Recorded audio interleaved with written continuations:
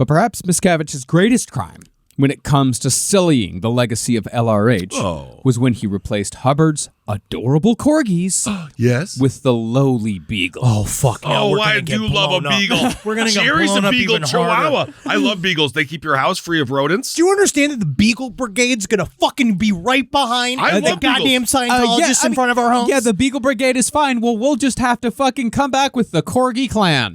Oh, yeah, that's a good idea, Marcus. Oh, yeah, a great. Corgi clan. Corgi Clan with a C, my friend. With a C. Thank you for clarifying. Like the Foot Clan, but for corgis, the Corgi That's Clan. just as bad as what we were thinking earlier. We here at the Crazy Corgi Clan, we absolutely love a short-legged animal, and anything with anything beyond a 5-inch leg needs to be genocided. Corgi butts drive me nuts. I don't like the Corgi community. I think that they sexualize their dogs. Oh my God, guys! I feel like I'm a beagle boy. We're gonna like jump past being sued by the Church of Scientology and just get sued by dogs. We're just gonna get sued by the Beagle world, Beagle magazines. Beagles are fine. They're just, They're great. if I'm on a boat, what do I want to see? Do I want to see corgis or do I want to see beagles? I want to see a woman with big breasts in a There we bikini. go. Fantastic. I want to look and see a margarita in my hand. And I want to have a fresh brat in the other. I mean, yes, are corgis a less practical animal to have on a boat because they're so low and you can trip over them and go overboard much easier? Absolutely. I don't think dogs should be on boats. I don't think dogs like boats. No, I think they're terrified on a boat. I know some people are like, my dog loves the boat. It's because you raised them on the boat. Now On the boat. It loves you. It's a boat dog. I just want a margarita and a fucking bratwurst. Yeah, brat, yeah. Wow, what a nice day that would be. That really would be a nice day. I'm going to plan it. I'm going to do it Sunday. All right, let's do it. Well, Miscavige had, amongst a veritable pack of dogs, 5 beagles that all had blue vests, custom made, and each one featured 4 stripes on the shoulder epaulets. They had epaulets, they had everything. It was very cute. I will admit, it's a cute costume. Yeah. That meant that the beagles, though, were technically Sea Org captains. And as such, everyone had to treat them as Sea Org captains and salute them when they walked by. This was, of course, yet another tactic David Miscavige used to keep Sea Org members in their place. Jeez. Telling them basically, even the highest ranking among you are at best equal to my fucking dogs. Seriously. And again, he says, again, the way they flip it is that like a funny, cute thing, like it's a human interest thing.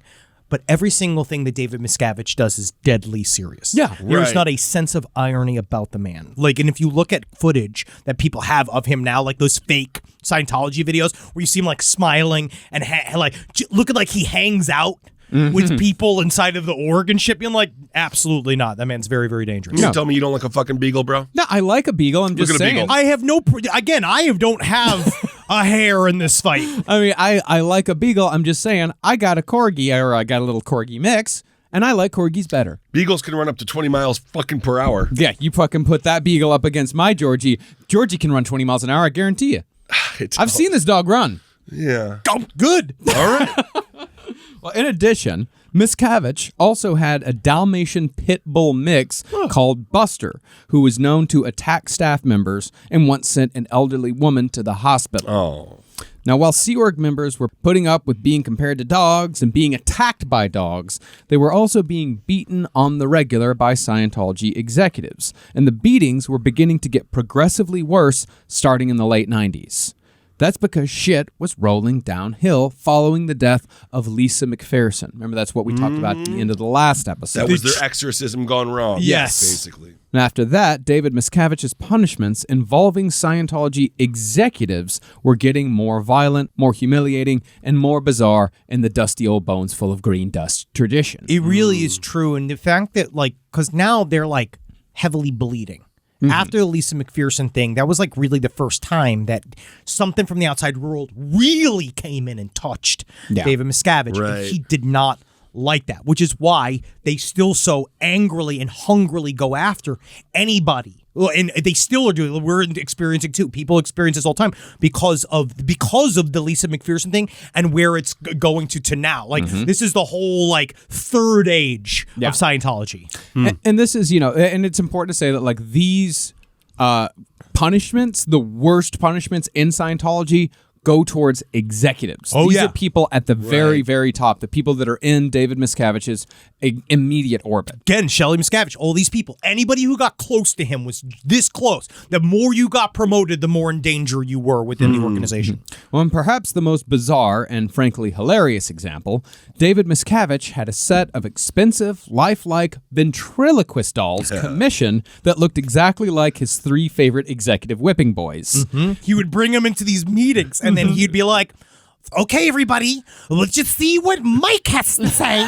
And he'd pull up the ventriloquist dummy and act it out in front of all of them. He'd ask it questions, and then he'd answer the questions in like voices that impersonated the doll's doppelganger. Oh, that's hilarious. Yes. But they were also the impersonations were also fucking weird. I know, because it was David exactly. Miscavige. It was like that's a part of I connected is that he's very like, he's brutal in this too, where they're not clever. No. They're it's kind of Trumpy in that way, where it's just enough of like a gut shot because it's immature too. Yeah. And then you're supposed to be a big bad boss of Scientology too. And he's just ripping you to shreds in the room. Yeah. Well, for one executive named Haber, or maybe it's Hebert. It's a Hebert Jensch. It's the guy that was the original spokesperson for Scientology because he looked like a cute old man. But then David Miscavige decided that he looked too old. And that's when Rinder got put His name is Eber Bench.